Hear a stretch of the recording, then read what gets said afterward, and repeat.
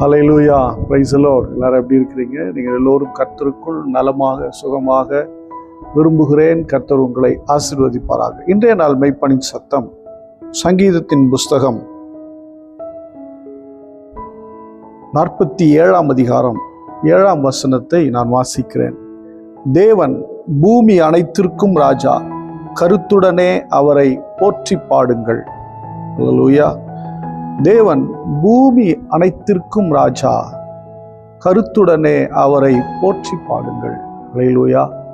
தேவனை துதிப்பது என்றாலே மகிழ்ச்சி தான். துதித்தலே இன்பமானது என்று சங்கீதம் சொல்லுகிறது.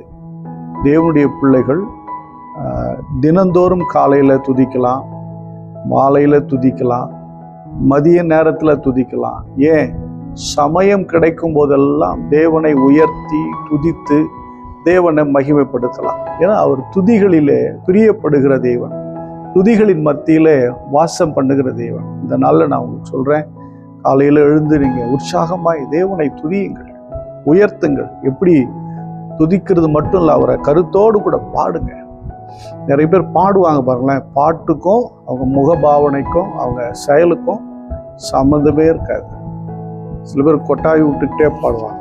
சிலர் பார்த்தீங்கன்னா வெறும் பாட்டை மட்டும் பாடிட்டு இருப்பாங்க, அந்த உணர்வே இருக்காது. எங்கேயோ மைண்ட் எங்கேயோ இருக்கும், வாய் மட்டும் அசையும். ஆனால் பாடலுக்கும் அவங்களுக்கும் என்ன இருக்காது, ஒரு உணர்வுள்ள ஒரு மனதின் ஆழத்திலிருந்து பாடுகிற பாடலாக இருக்காது. அந்த பாடலுடைய வரிகளை, அந்த கருத்தை உணர்ந்து பாட தெரியுமா? அதுதான் கருத்துடனே அவரை பாடுங்கள். ஹல்லேலூயா. தேவனை எப்போதும் துதிகளினாலே உயர்த்துங்கள். தாவீது தன்னுடைய பாடல்கள்லாம் பார்த்தீங்கன்னா, இந்த சங்கீதம் கூட பார்த்தீங்கன்னா கோராகின் புத்திரருக்கு எழுதி ஒப்புவிக்கப்பட்ட தாவீதின் சங்கீதம் தான் இது. இந்த சங்கீதத்தை கூட பார்த்தீங்கன்னா அவர் எப்படி எழுதுறா பாருங்க, அந்த துதியோடு கூட எப்படி ஆரம்பிக்கிறார். சகல ஜனங்களே கைகொட்டி தேவனுக்கு முன்பாக கம்பீர சத்தமாய் ஆர்ப்பரியுங்கள், உன்னதமானவரே கர்த்தர் பயங்கரமானவர், பூமியின் மீதெங்கும் மகத்துவமான ராஜாவாய் இருக்கிறவர். துதியினால தான் அவரை உயர்த்துகிறார். துதியில உயர்த்தி உயர்த்தி உயர்த்தி அவரை மகிமைப்படுத்தி அவர் ஒரு நல்ல தலை சிறந்த, அதாவது இஸ்ரேல் ராஜ்யத்திலேயே பெரிய ராஜ்யத்தை அரசாண்ட ஒரு பெரிய ராஜா யாருன்னா தாவீது அரசனாக மாறிவிட்டார். ஹல்லேலூயா. அந்த அரசன் ஒரு பெரிய ராஜா, ஒரு இம்பார்ட்டன்ட் தேவன் அவருக்கு கொடுத்திருந்தார். காரணம் என்னன்னா, தேவனை துதித்த துதி, தேவனை பாடுகிற பாடல், ஆவியோடும் நான் கருத்தோடும் பாடுவேன்னு சொல்லி தாவீது சொல்லுகிறார். எனக்கு அன்பானவர்கள், இந்த நாளில் நான் சொல்கிறேன், தேவனை துதித்து பாடுங்க.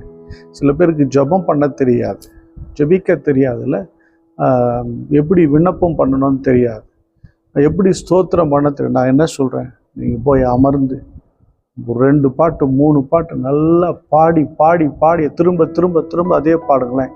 பாடிக்கிட்டே ஒவ்வொரு வரியை உணர்ந்து அந்த வரியினுடைய அர்த்தத்தை அப்படி கவனித்து அப்படியே துதிச்சு பாடுங்களேன். தேவன் அங்கே மகிமைப்படுவார். அவருடைய பிரசனம் அங்கே சூழ்ந்துடும். அந்த எதுகை மோனை ஜபமெல்லாம் தேவையில்லை, கிராமட்டிக்கலாக ஜபம் பண்ணுறதுலாம் தேவையில்லை. நீங்கள் நல்லா அவரை பாடி உயர்த்தும் போது, நல்லா அவரை பாடி துதிக்கும் போது கர்த்தர் அங்கே வருவார். ஹல்லேலூயா. துதிகளின் மத்தியிலே வாசம் பண்ணுகிற ராஜாதி ராஜா அங்கே வந்து அவர் கிரியை செய்கிறவராக இருப்பார். நீங்கள் துதிக்க ஆரம்பிச்சிட்டாவே, அவரை பாட ஆரம்பிச்சிட்டாவே, உங்களுக்கு எதிராக இருக்கிற அத்தனை சத்துருக்களின் கிரியைகளும் விழுந்து போகும். மந்திரம் பண்ணுறவன் ஓடி போவான் பாருங்களேன். ஒன்று அலறி ஓடுவான், இல்லை அலறி வந்து உங்கள் பாதத்தில் விழுவான். உங்களுக்கு எதிராக சதி பண்ணுற மக்கள் உங்கள் காலில் வந்து விழுவாங்க. உங்கள் காலின் தூளை நக்குவார்னு வசனம் சொல்லுதில்ல, உங்கள் காலின் தூளை நக்குவாங்க. நீங்கள் ஏதாவது இறக்கப்படுவீங்களான்னு பார்ப்பாங்க. துதிக்கு அவ்வளவு வல்லமை இருக்குது. தேவனை கருத்தோடு கூட பாடுகிற பாடல்ல அவ்வளவு வல்லமை இருக்குது. இந்த நாள் காலவெளில சொல்லுகிறேன், இன்னைக்கு ஒரு தீர்மானம் பண்ணுங்க. ஆண்டவரே, நாங்கள் உம்மை உயர்த்தி உம்மை துதித்து உம்மை மகிமைப்படுத்துவ நீங்கள் சொல்லுங்க. கர்த்தர் உங்கள் வாழ்க்கையில் ஜெயத்தை வைத்திருக்கிறார். வெகு சீக்கிரத்தில் நீங்கள் அதை பெற்றுக்கொள்வீர்கள். நம்ம எல்லாரும் ஸ்தோத்திரம் பண்ணுவோமா? ஸ்தோத்திர ஆண்டவர், உம்மை துதிக்க, உம்மை உயர்த்த, மகிமைப்படுத்த கர்த்தர் கற்றுக் கொடுக்கிறார். ஸ்தோத்திரம் ஸ்தோத்திரம் ஸ்தோத்திரம். அன்பின் பிதாவே, ஆண்டவரே, நாளுக்காக நன்றி சொல்லுங்கள். உடைய பிள்ளைகளுக்காக நன்றி சொல்லுங்கள். பிள்ளைகள் ஆசீர்வதிக்கப்படுவார்களாக. துதிகளின் மத்தியிலே வாசம் பண்ணுகிற ராஜா, குடும்பங்களில் இருக்கிற பிரச்சனைகளை மாற்றுங்க, சோர்வுகளை நீக்குங்க, வேதனைகளை நீக்குங்க, துக்கங்களை நீக்குங்க. நீதிமான் பாடி மகிழ்கிறான் என்று வசனம் சொல்லுகிறது. உடைய பிள்ளைகளும் பாடி உயர்த்த தேவன் கிருபை செய்யும். கைட்டு செய்கிறவைகள் எல்லாம் ஆசீர்வதி. இயேசு கிறிஸ்துவின் நாமத்தினால் ஜெபிக்கிறேன் ஜீவனுள்ள நல்ல பிதாவே. ஆமென். God bless you. Bye bye.